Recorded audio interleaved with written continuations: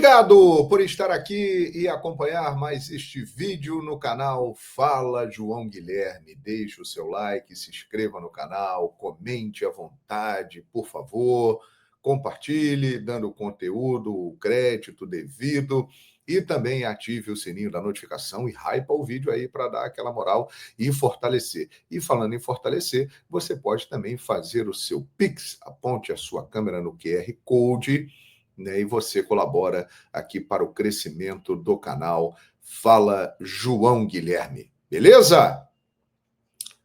Você vai pensar que eu estou ficando doido, mas eu vou falar uma coisa para vocês. A seleção brasileira tem chance de ganhar o Hexa na Copa do Mundo do ano que vem, nos Estados Unidos, no México e no Canadá. Como assim, João Guilherme? Você está doidão? Não estou, não. E eu vou explicar para vocês. Vamos começar pela parte ruim. Eu vou aqui no SofaScore e vou compartilhar com vocês a tela da classificação final das eliminatórias da Copa do Mundo. América do Sul, Brasil. Que vergonha essa campanha, né, gente? A pior campanha da história do Brasil em eliminatórias para a Copa do Mundo. O Brasil ficou em 5º lugar. Argentina em primeiro, Equador em segundo, Colômbia em terceiro, Uruguai em quarto, Brasil quinto, Paraguai em sexto. A Bolívia, que venceu a seleção brasileira por 1-0, pegou a vaga na repescagem.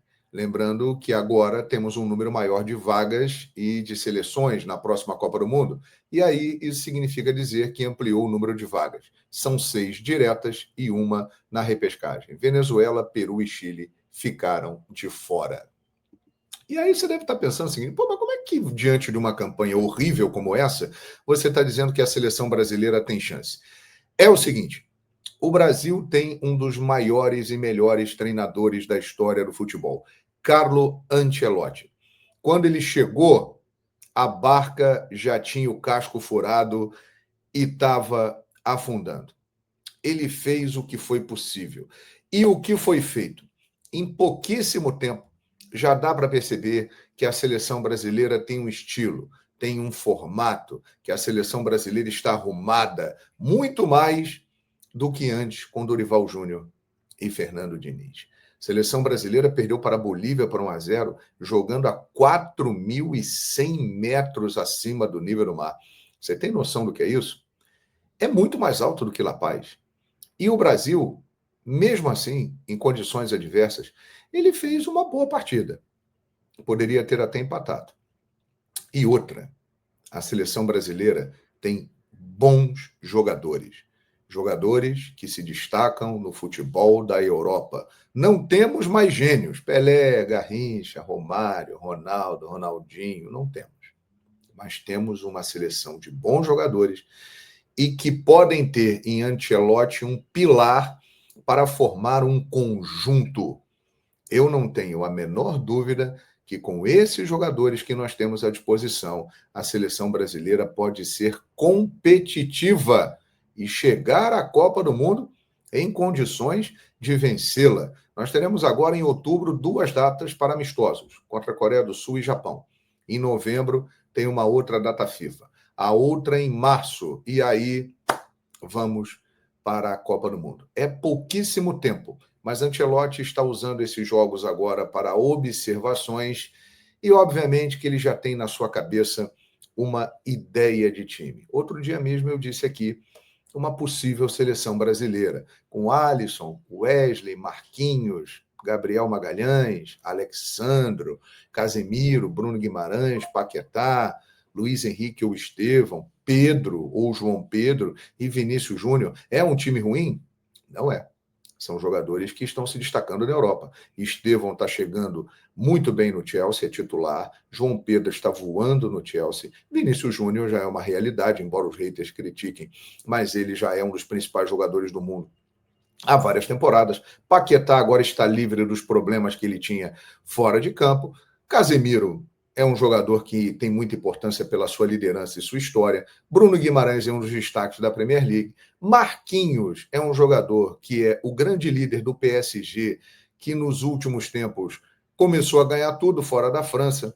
Ele é o atual campeão da Champions, o atual campeão da Supercopa da Europa. O Alisson é um goleiro, pela sua trajetória no Liverpool, que eu tenho a impressão de que não há contestação, e assim vamos. Temos uma boa base.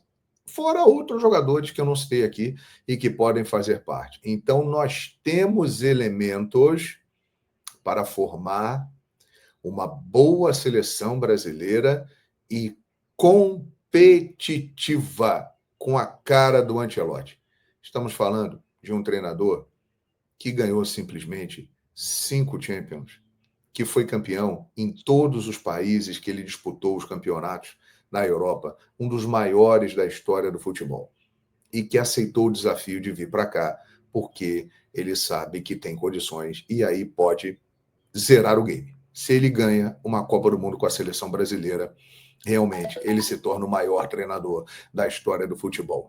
Hoje, Argentina, Espanha, França, Inglaterra, Portugal estão à frente do Brasil, não há dúvida. Mas até lá, um ano, Copa do Mundo, com esses jogadores, com o Ancelotti preparando e armando o time, o Brasil será competitivo e tem chance de ganhar a Copa.